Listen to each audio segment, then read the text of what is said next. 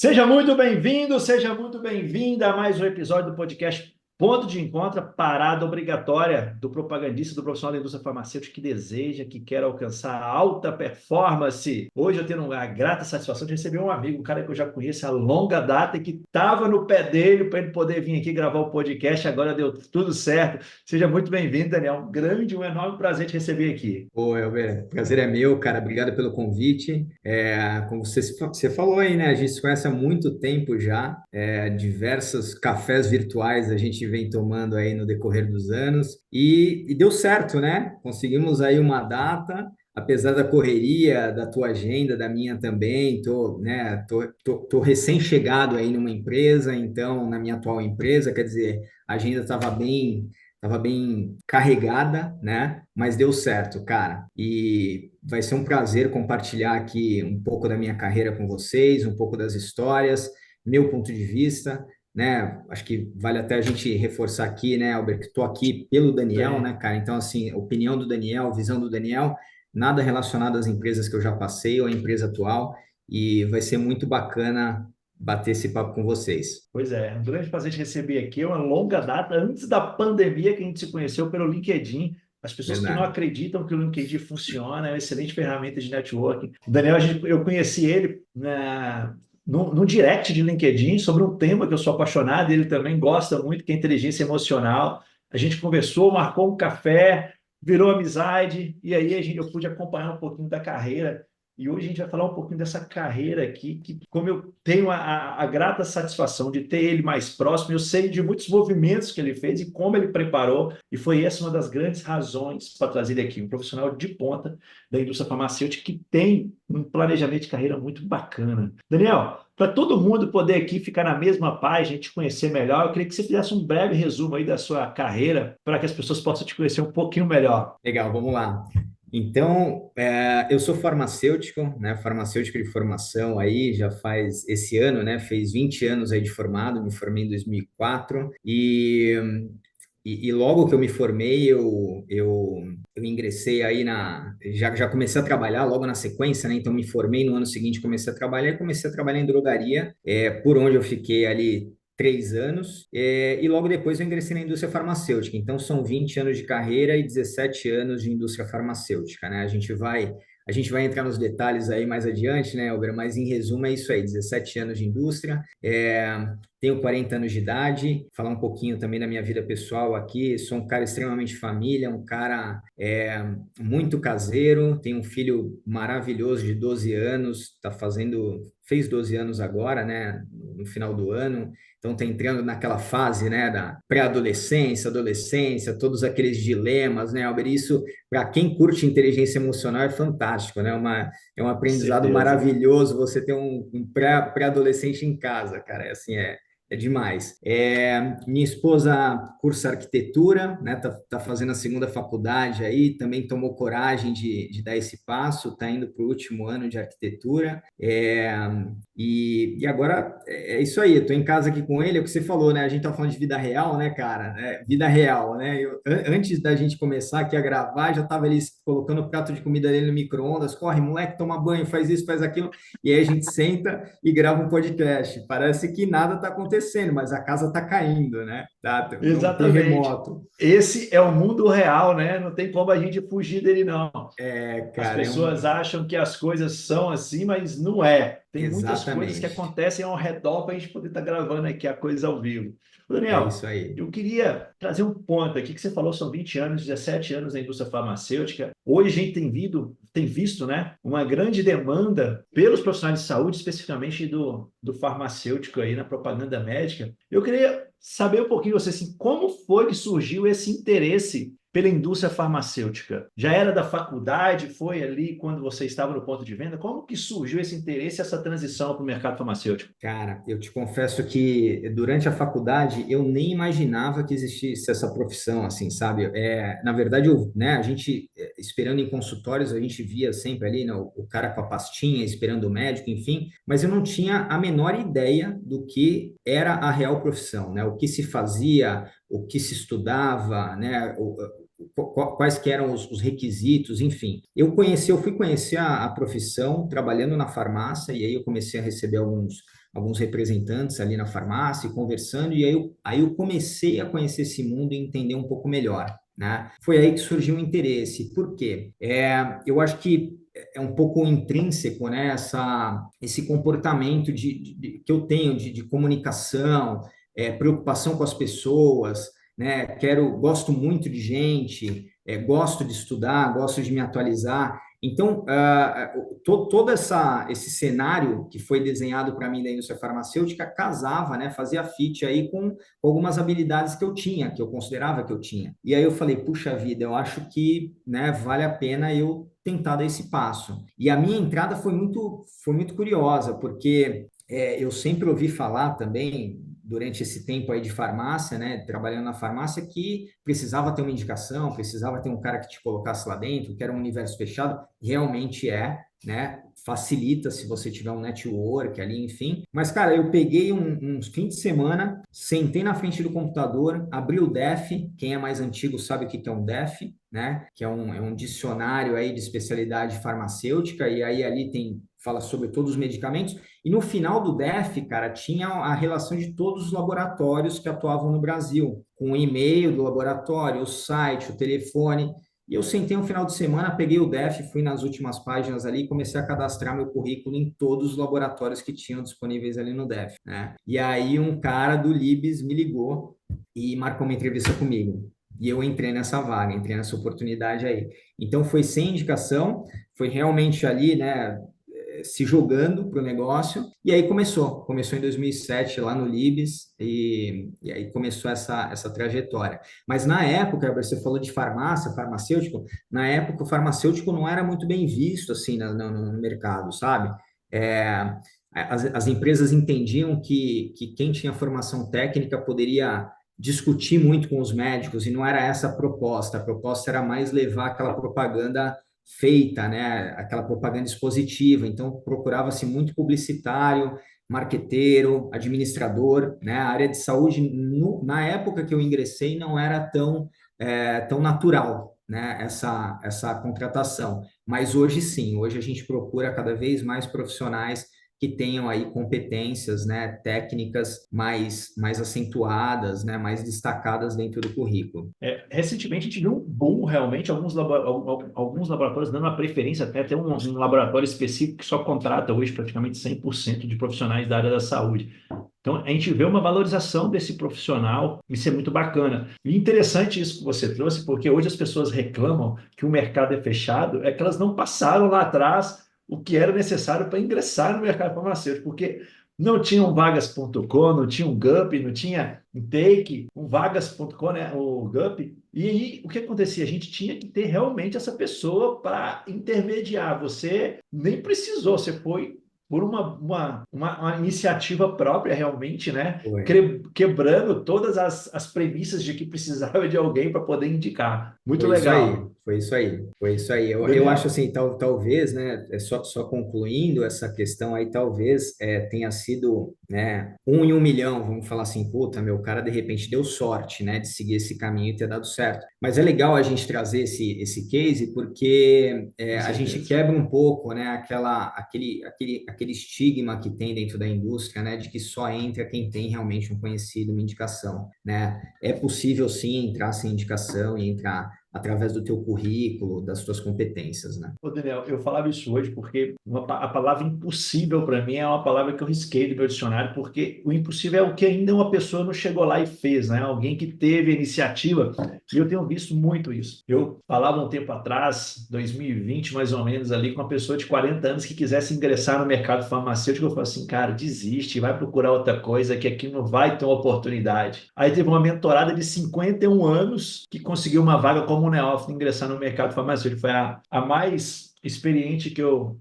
tive um contato próximo entrando. Eu falei, cara, não existe impossível, existe a pessoa que eu te disse do sonho dela. Não vamos ser hipócritas de falar que todo mundo vai conseguir, mas quem persiste no sonho, ele se prepara, acaba que favorece muitas coisas, né? E eu quero até pegar um gancho disso aí para você responder a próxima pergunta.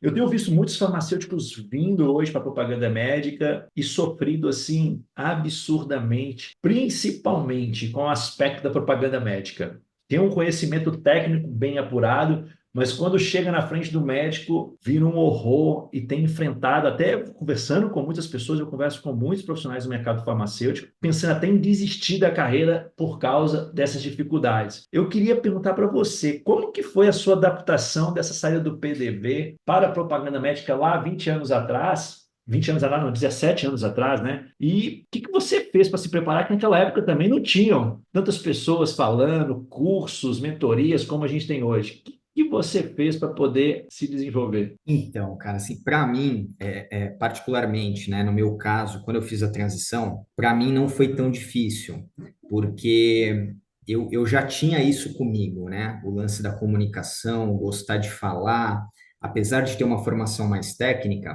eu tinha muito desse lado, assim, desse lado marqueteiro, né? Esse lado comunicativo, esse lado de pessoas, de comercial, né? De querer vender alguma coisa, negociação, enfim, isso eu acho que sempre foi muito natural para mim, né?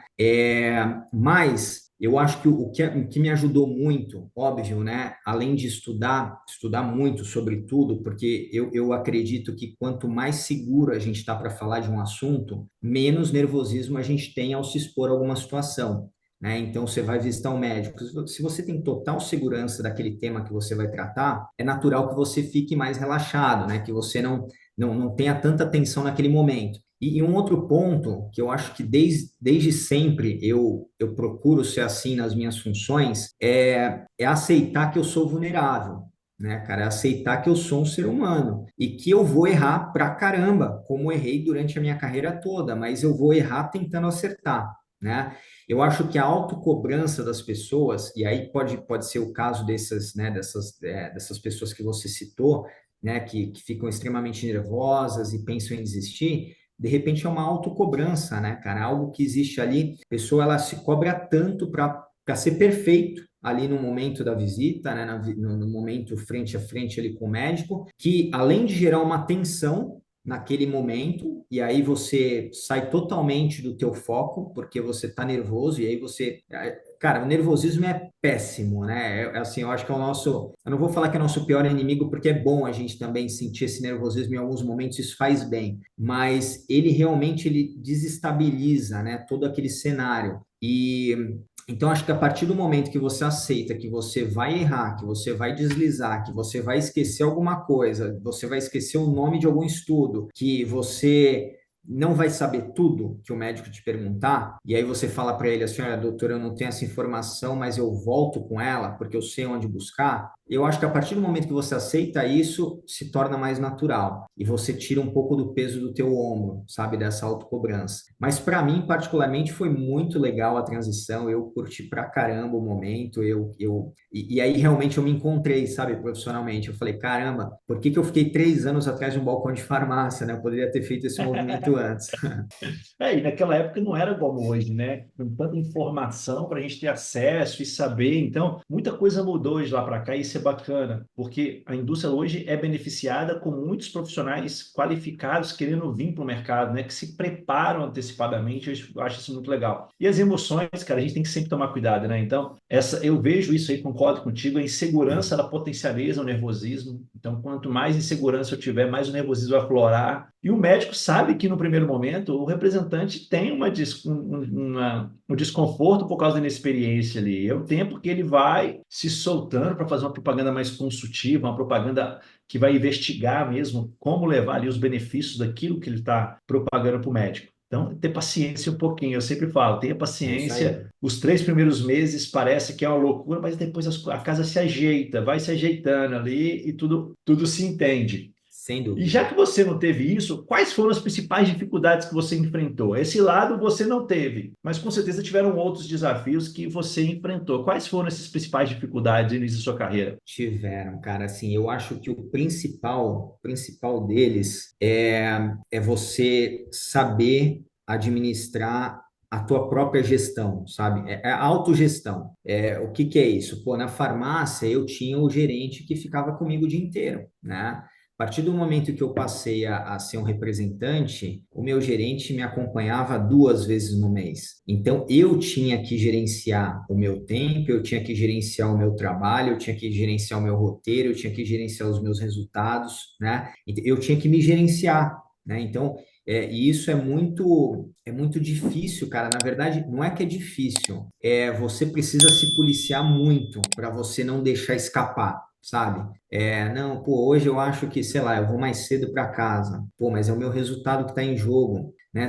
Talvez se eu fizer 2 visitas a mais, eu posso ter um resultado melhor. Então, você precisa equilibrar isso, entendeu? E não deixar isso realmente escapar da tua mão.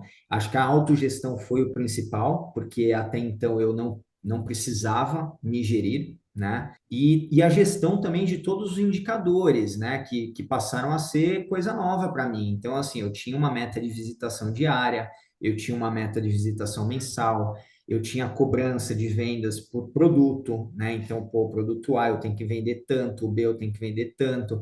Eu tinha que fazer toda uma análise de território, saber quanto que meu concorrente estava vendendo. Então, a gestão e a análise desses KPIs, também de todos esses indicadores, foi desafiador para mim, né? Principalmente porque eu vim de uma formação técnica, então era algo totalmente novo e eu precisei me organizar em cima disso aí. Mas deu certo, consegui tocar em frente. Deu tão certo que hoje você tem uma carreira de sucesso, né? Não foi uma coisa que Graças a nasceu da Deus. noite por dia, mas uma coisa que você foi plantando ao longo da sua jornada. E depois que tudo estava se ajeitando, quando é que ali você viu ali, poxa, vale a pena ali uma transição para uma gestão, ser um GD? Como é que começou essa parte desse interesse pela liderança na indústria farmacêutica? Porque na farmácia você não chegou a ser gestor, não. Não, não. Então, foi aqui, primeira experiência. Como que surgiu isso então? Então, no meio disso aí, eu vou contar rapidinho aí os 3 primeiros anos da minha carreira, na indústria, que no meio disso aí eu tive uma passagem também interna, né, pelo treinamento de vendas. Então, assim, na verdade, o que que aconteceu, cara? E aí eu vou ser muito transparente com vocês, né? Não tem por que inventar história. Eu era muito novo nessa época, né? Foi o começo da minha carreira, e cara, eu tive eu tive assim a sorte de ter um cara no início da minha carreira, um gerente distrital, que era um verdadeiro mentor, cara, era um cara que realmente ensinava, né, e orientava e direcionava, e ele tinha uma visão fantástica das pessoas. Esse cara, eu trabalhei com ele os 2 primeiros anos, e no final do segundo ano, né, que eu estava como representante, eu confesso que eu não tinha nenhuma ambição ali naquele momento de mudar de função nem nada, porque eu estava me consolidando na função de representante, né? Mas quando chegou no final do segundo ano, ele sentou comigo para conversar sobre uma oportunidade, né, que era uma oportunidade interna para trabalhar no treinamento de vendas. O cargo era coordenador de treinamento. E cara, eu não sabia o que falar para ele. Eu falei assim, ele perguntou minha opinião, né? Eu falei, não sei, eu não sei nem o que faz nesse cargo, né? Me conta, me fala melhor sobre esse negócio aí. E aí ele me explicou o que se fazia, e ele falou, cara, eu enxergo em você, né? Eu enxergo muito bem você nessa função. Eu acho que se encaixa muito bem, porque você tem a formação técnica e o treinamento é assim, é assado e tal. Falei, tá bom, né? Vamos lá. Vou me candidatar para esse processo aí. E fiz o processo, cara, mas fiz, juro para você, sem peso, né? Eu estava solteiro na época, né? Não tinha filho, então eu fiz o processo sem peso e deu certo. E eu entrei na vaga, né? Então, em 2010, aí eu fiquei ali por 8, 9 meses no treinamento, e aí surgiu essa vaga de gerente distrital, né, para uma equipe em São Paulo, capital. Eu já tinha saído do Guarujá, eu morava no Guarujá, eu já tinha mudado para São Paulo para assumir essa vaga do treinamento, e aí surgiu essa vaga no campo novamente. E mais uma vez, né, por uma decisão compartilhada, e na verdade até mais do meu gestor ali imediato do que minha, né? Ele trouxe a oportunidade para mim e falou: Ó, eu acho que você já fez o teu job aqui, já conheceu como que funciona o treinamento corporativo, e é hora de você dar mais um passo aí e assumir uma posição de liderança que vai ajudar no teu desenvolvimento. Então, essas 2 primeiras movimentações da minha carreira, Elber, não foi muito protagonizada, não foram protagonizadas por mim, cara. Eu confesso para ti. Eu realmente eu entendi o que estava sendo proposto, encarei o desafio, me preparei e deu certo, né? Mas foi algo que veio, né, do meu gestor, da minha gestão para mim, e por ele enxergar algumas coisas, algumas competências ali, né, no meu dia a dia com ele, né? E aí eu fiz a transição para GD, então, em 2010. tá? Depois, se quiser, eu conto um pouquinho de como que foi essa transição aí também. Não, então já aproveita e já conta como foi essa transição para a gestão e os primeiros desafios que você enfrentou, porque é o salto mais desafiador é quando você sai de uma posição que você não tem uma equipe que você gerencia, né? Para você que você é o responsável pelo seu próprio resultado, para ir para uma em que você agora vai depender de um time para poder entregar o resultado. É isso aí. Acho que realmente de todos, né, entre todos os movimentos na indústria, eu acredito que esse deve ser o mais desafiador, né? Tem um outro movimento bem desafiador também que a gente vai falar um pouquinho mais na frente, mas esse aí eu acho que realmente é o mais desafiador e é muito comum, né? É um movimento muito comum, então muita gente passa por isso. Cara, eu acho que assim, quando eu cheguei, quando eu assumi a equipe, eu imaginava que o meu maior desafio seriam os processos, né? Muita burocracia, muita coisa interna, muito relatório. Mas não foi bem assim. Assim, realmente o mais desafiador de uma liderança, de uma gestão, são as pessoas, sem dúvida nenhuma, né? Cada pessoa tem a sua história, cada pessoa tem as suas dores, cada pessoa tem os seus anseios, tem os seus objetivos, né? Tem as suas fraquezas. E um líder, ele só consegue realmente desempenhar ali né, uma liderança de alta performance junto ao time quando ele conhece no detalhe cada colaborador que trabalha com ele, né? Dessa forma, a gente consegue potencializar tudo que cada um tem de melhor ali, né? E tentar também ajustar e sugerir correções aonde a gente enxerga também alguns pontos de melhoria, mas precisa conhecer. Então, acho que o grande desafio são as pessoas, né? E particularmente assim nesse movimento, o que eu tive que aprender assim muito rápido é que eu não era mais o ator principal, né? Então assim não era mais eu que tinha que brilhar, era o time, né? Então assim, você aprender também, você ter humildade. Eu associo muito liderança com humildade. É você ter humildade de ir para o bastidor, né?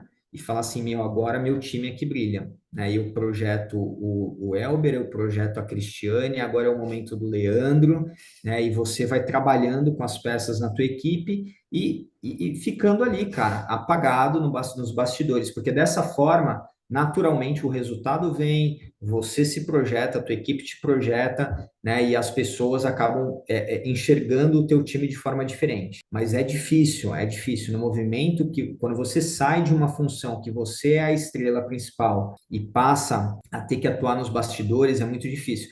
E eu acho que é justamente esse ponto que acaba que alguns líderes acabam se enrolando ali nesse primeiro até o segundo ano de gestão, né? Alguns líderes acabam se perdendo nesse movimento aí porque querem continuar sendo ali os atores principais do negócio. Realmente, cara, eu acho que você foi cirúrgico no que você falou. Essa vaidade, muitas vezes, que o líder quer continuar recebendo as luzes para ele, né? E não há nada melhor do que você direcionar as luzes para o seu time e as luzes do seu time refletirem em você de volta, né? É Porque o isso aí. reflexo deles, o sucesso deles é a sua gestão também, o seu desenvolvimento, o seu trabalho com ele. E a palavra que você falou um pouquinho atrás no início do podcast aqui, que é a palavra vulnerabilidade, que muitas vezes a gente esquece dela. Um líder, ele também tem as suas vulnerabilidades. A gente, como gestor, a gente não tem todas as respostas, a gente não sabe todas as coisas e muitas vezes, principalmente quando a gente é inexperiente, a gente vai muito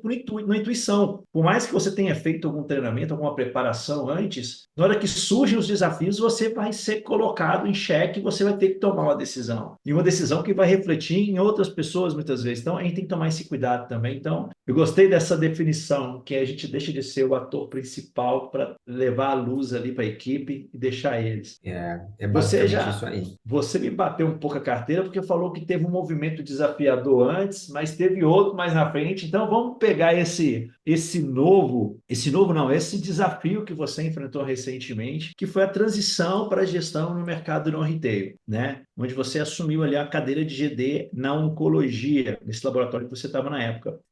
Como que surgiu esse interesse seu pelo mercado não retail? primeira parte da pergunta, e como você se preparou para ela também. Vamos lá. Bom, eu fiquei ali, depois desse meu movimento, né, para a gerência distrital, eu permaneci como gerente distrital do retail, se eu não me engano, 9 anos. Né? Foram 9 anos e alguns meses. Durante esse período, eu passei por diversas franquias, né?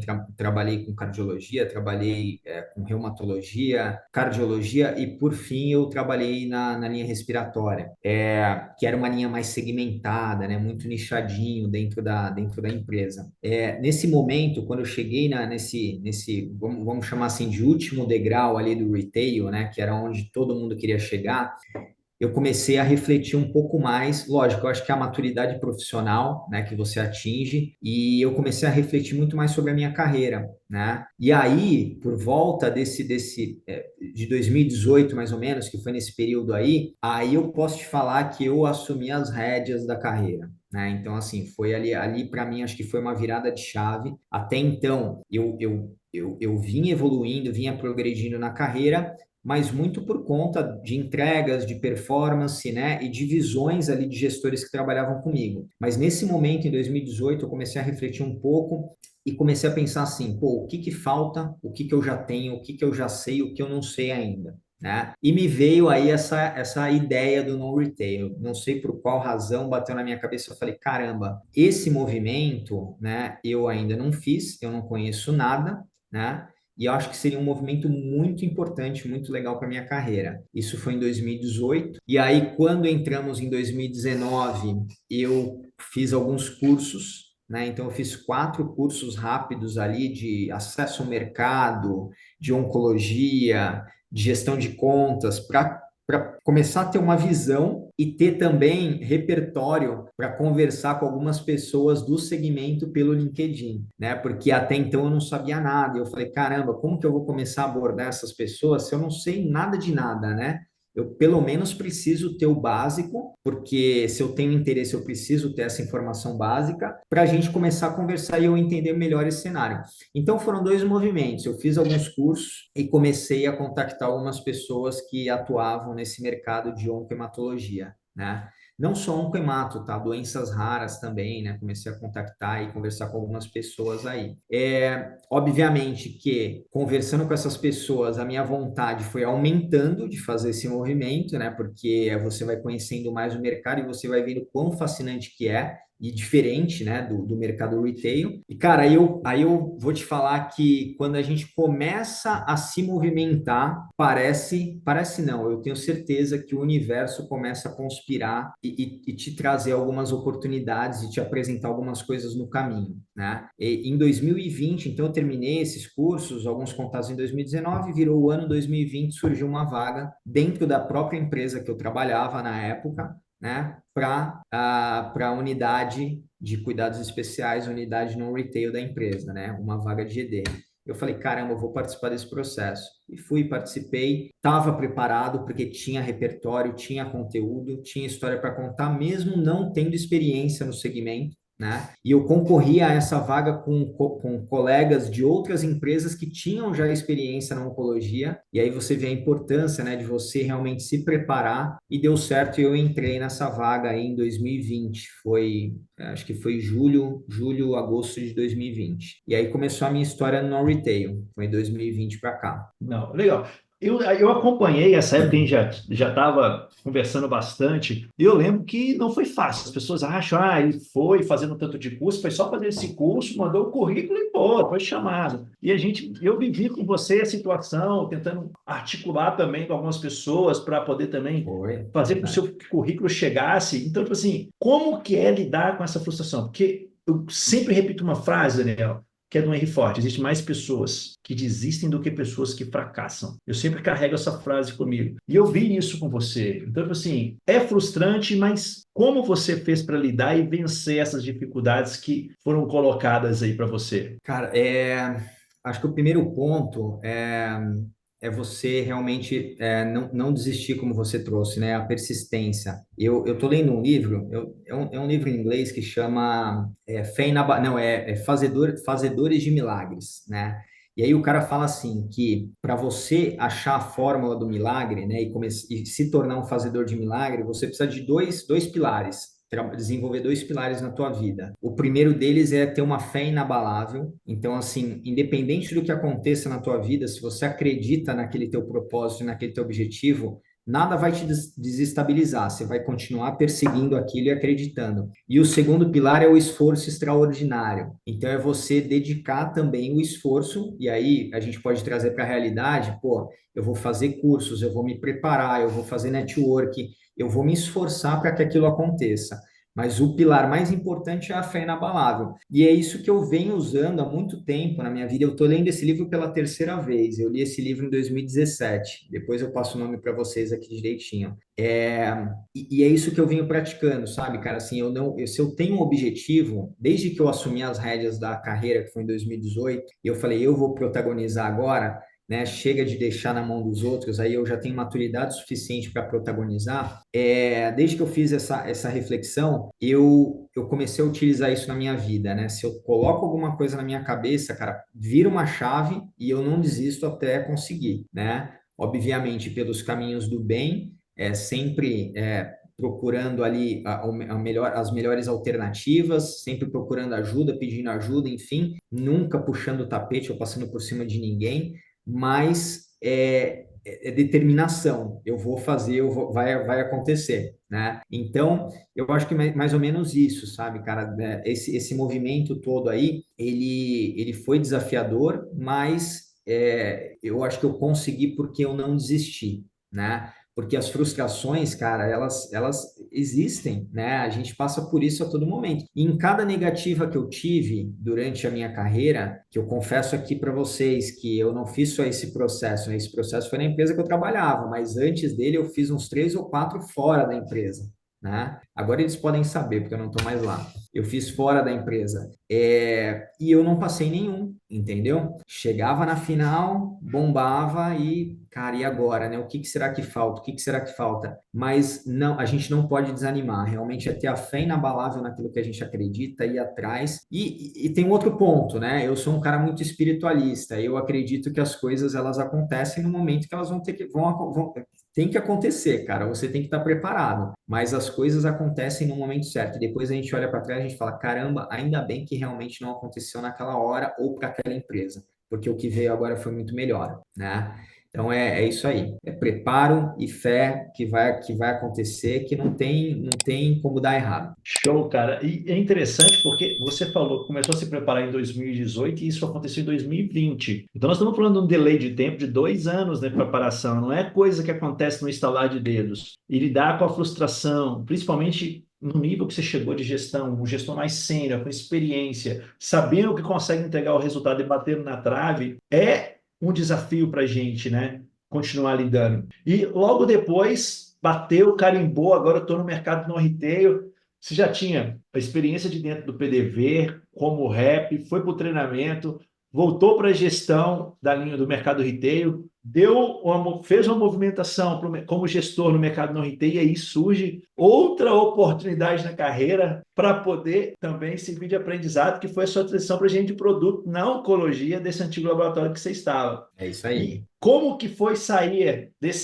dessa posição de gestão, muito tempo liderando pessoas numa posição estratégica, mas muito mais operacional de execução, e ir para uma que realmente é mais estratégica para definir uma estrutura, uma campanha de marketing, ano para poder desenvolver. Como que foi essa transição agora para gerente de produto da oncologia? Cara, essa aí, essa que eu comentei ali atrás com você, foi uma outra transição bastante difícil, bastante estressante ali. Estressante que eu digo assim, de realmente você sair da tua zona de conforto, né? E assim, quando eu fiz o movimento, então, para a GD do Dom Retail, eu já tinha sido picado por aquele mosquitinho ali, cara, do quero mais, sabe? Do meu, assim, cara, o que que falta na tua carreira? Eu costumo dizer que em 2018 realmente virou a chave, foi um divisor de águas para mim, quando eu parei para refletir sobre algumas coisas na carreira e falei, agora eu vou protagonizar isso aí. Chega de deixar na mão do pessoal, vamos, né? Eu vou buscar o que falta para mim e eu vou começar a desenhar a minha carreira e buscar e dar os passos que eu quero dar. Então, quando eu fiz esse movimento para o no retail, eu aprendi muito, cara. Assim, o mercado é totalmente diferente, gestão de contas, ecossistema, jornada de paciente, coisas que realmente a gente não conhecia. Eu não conhecia no retail, né? Foi um aprendizado muito grande. Mas, ao mesmo tempo, é gestão. Então, assim, eu continuava fazendo gestão de pessoas, eu continuava numa posição de liderança, num outro segmento, ok, me desenvolvi, aprendi sobre o segmento, oncologia, muito legal, desafiador pra caramba, você tem que estudar demais, a régua sobe, né, o nível de exigência dos stakeholders aí, médicos, farmacêuticos, diretores de hospital, é um nível altíssimo, então realmente você estressa, né, nesse ponto de estudar, de conhecimento, mas era gestão, né? Eu continuava na cadeira de gestão e era uma cadeira, é uma cadeira. Hoje eu voltei para ela. É uma cadeira que eu me sinto muito em casa, cara, muito seguro, né?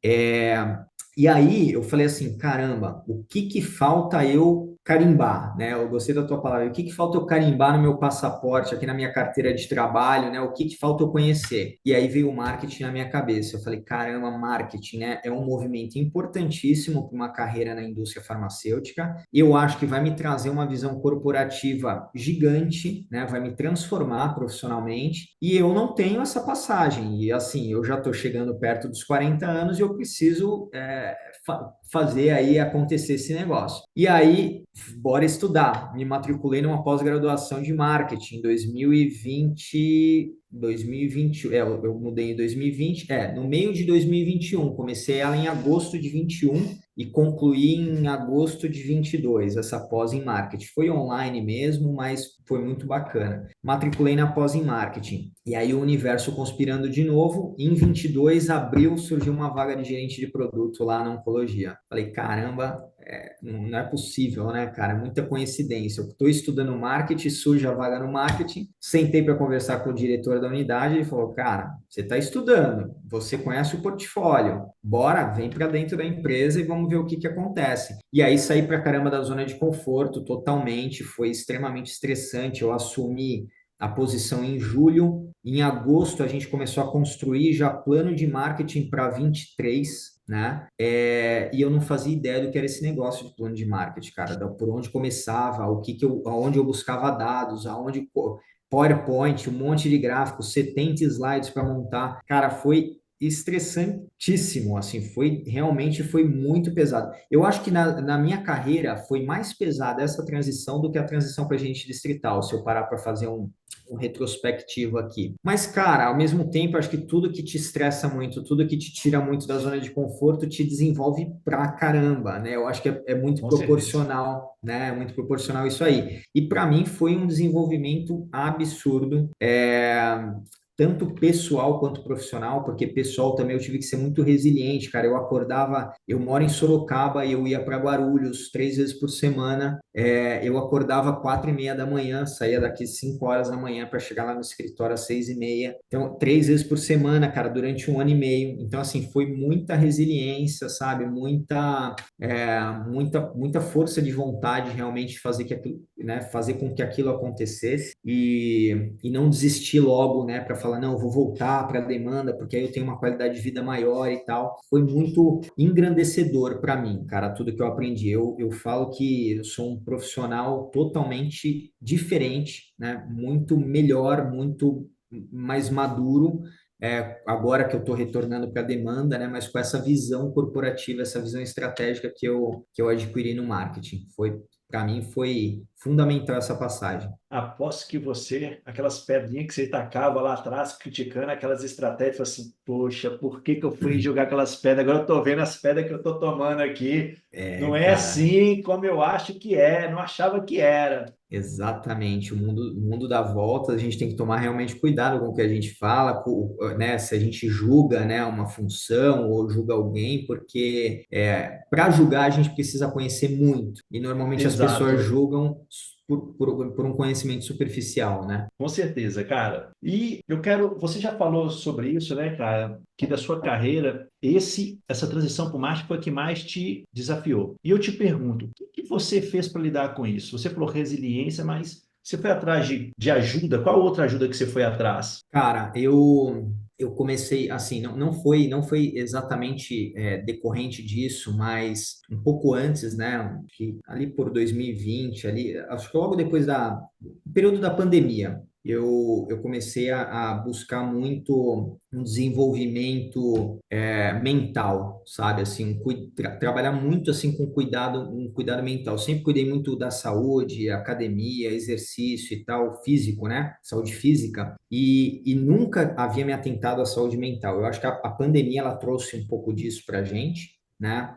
E isso me ajudou demais, cara, a lidar com essa pressão, com essa corrida contra o tempo, né? E com todo esse estresse ali que me gerou nesse movimento aí, estando no marketing, né? Então, eu acho que chegando agora, né, aos 40 anos e assim, tendo muito mais maturidade e conhecimento da vida, das coisas, não dá para a gente achar que a gente vai dar conta de alguma coisa, sei lá, de algum desafio, se a gente não tiver muito bem equilibrado, né, na nossa vida, né? E aí eu falo entre espiritualidade, saúde mental e saúde física, né? Eu acho que isso contribui muito com a gente. E um outro aspecto, eu acho que me ajudou demais e vem de encontro aí com a saúde mental é sempre ter estudado muito inteligência emocional. Cara, Fundamental, né? isso foi assim, é engraçado, né, Elber? Mas assim, muitas vezes a gente se questiona, pô, por que que eu tô lendo sobre isso, né? Por que que eu tô tão interessado nesse tema se eu não vou usar isso tão no meu dia a dia assim? E lá na frente, né, cara, você acaba passando por algum momento, alguma situação, alguma fase da tua vida, que aí você resgata aquilo lá e fala, caramba, então foi por isso que eu me dediquei tanto a esse tema, porque hoje eu estou usando muito isso aqui, né? Então, eu acho fantástico como a vida vai tecendo essas teias, né, cara? E aí É. você vai entendendo toda a tua história, né? As coisas vão se desenhando, a gente faz um movimento que a gente não entende, mas lá na frente, aquela peça começa a fazer sentido nesse Faz sentido. quebra-cabeça da nossa carreira. Isso é muito legal. Eu falo sempre que a gente começa a nossa carreira com um quebra-cabeça com algumas peças que a gente foi adquirindo ao longo da nossa vida. Só que muitas peças desse quebra-cabeça não estão com a gente ainda. Então você vai ter que ir atrás de novos conhecimentos, você vai ter que se conectar com outras pessoas, você vai ter que fazer uma mentoria, você vai ter que fazer cursos, formações, experiências e vai trazendo para dentro desse quadrado seu, né? Dessa carreira sua, essas peças que vão montando. Então essa peça estava solta, não fazia sentido. Mas quando encontraram outras peças ali, ela foi fundamental para completar aquele quadro. E eu É acho que isso isso aí. é muito importante para a gente pensar. Quais são as peças que estão faltando, né? E justamente sobre isso que eu quero te perguntar agora, meu amigo. Quais as habilidades aí? Você tem uma carreira eclética na indústria, passou por várias posições, várias cadeiras estratégicas de preparação da força de venda como treinamento. Quais que são as habilidades e competências que você hoje vê como fundamentais para o sucesso de um profissional na indústria farmacêutica? Vamos lá, cara, vamos tentar sair da comunicação. Acho que comunicação, acho que 90% dos teus convidados devem ter falado sobre isso, né? E realmente comunicação faz todo sentido, né? Um representante que não se comunica bem, e aí não é o falar bem, né? É o se fazer entender, né, cara? É assim, será que realmente.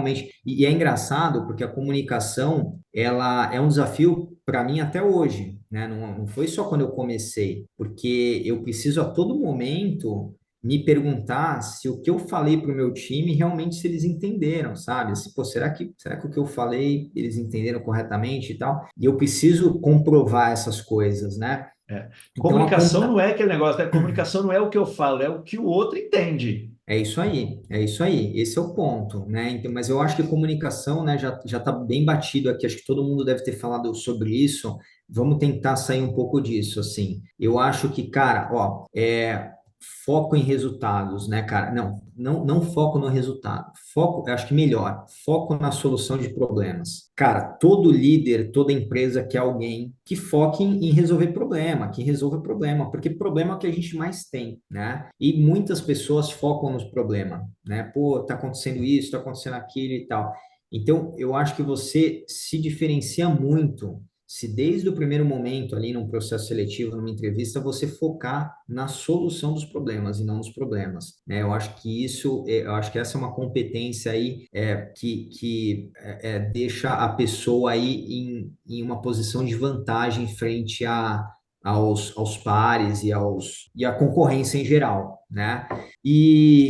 Cara, eu acho que a adaptabilidade, né? A pessoa, ela precisa estar ali, o representante. Adaptabilidade. Cara, eu acho que a gente está. E assim, a gente vive um mundo muito louco e cada vez mais acelerado. Então, se a gente não souber ou não conseguir se adaptar ou não se esforçar para se adaptar às diversas situações, e aí não só, né, na profissão, mas também na nossa vida pessoal, a gente está falando sobre a vida real aí, que tá uma loucura, né, cara? Você corre aqui, faz ali e tal, apaga o incêndio, volta, grava, entra numa reunião.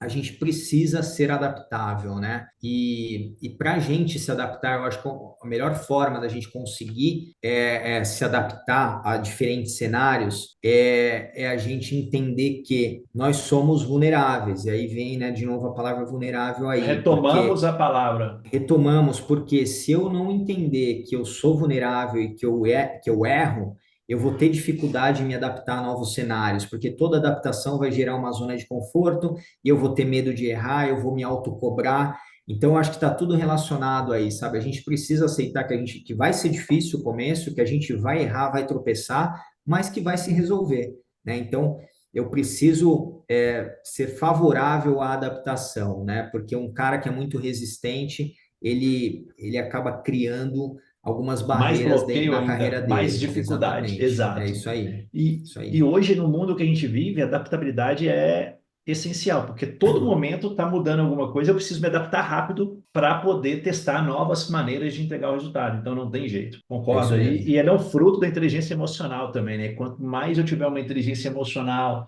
desenvolvida, mais favorável para adaptabilidade eu vou estar também. Então é muito bom. Meu É amigo, isso estamos aí. chegando no final, já está falando aqui há quase uma hora, um papo leve, Muito muito legal. bom ouvir a sua história, a sua carreira. Eu já conheço ela, mas muita gente aqui não tinha tido a oportunidade ainda desses movimentos que você fez.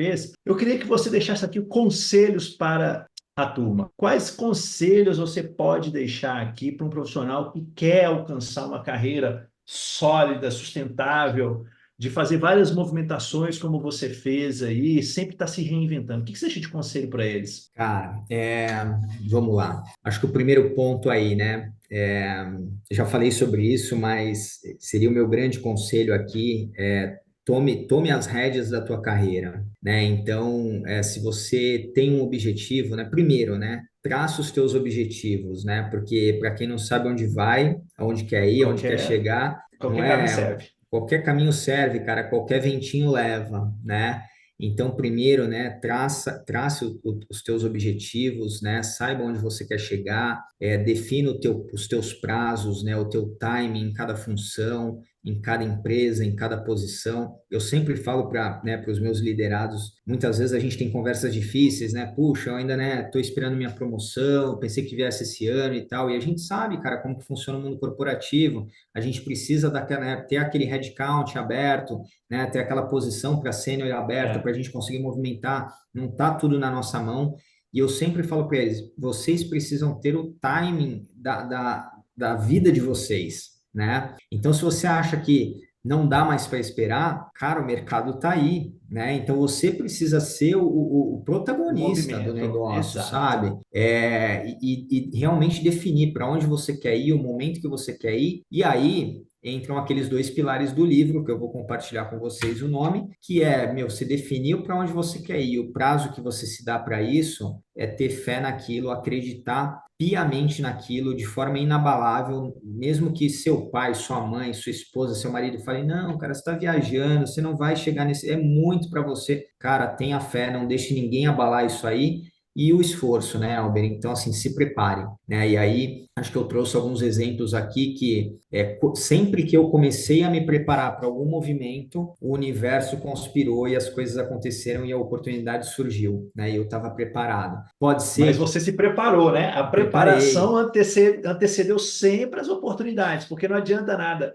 eu querer uma oportunidade se eu não me preparo para essa oportunidade, né? Muitas vezes ela aparece e eu E perco. aí? E eu posso perder, né? E aí é como, né, os mais antigos dizem aí, né, que o cavalo selado ele só passa uma vez, não é isso? Passou uma vez, Passa não uma tem vez jeito. só, né, cara? Então, assim, se eu perco ele ali, e aí? Né? E aí pode ser que eu não consiga fazer esse movimento. Então, eu acho que é isso aí, galera, né? A gente tem que saber para onde que a gente vai, a gente tem que definir os prazos, acreditar naquilo e se preparar. Não tem como dar errado, né? É a receita aí para que a gente construa uma carreira sustentável, sólida e de crescimento. Fantástico, meu amigo. Quero agradecer muito aí a sua disponibilidade, cara, de poder estar aqui participando do Ponto de Encontro, compartilhando aí as suas ideias, a sua carreira, os movimentos que você fez, como eles surgiram. É muito bacana para a gente poder entender, porque o sucesso deixa rastro. Então, a grande intenção do Ponto de Encontro é que esses rastros possam ser copiados por quem acompanha aqui.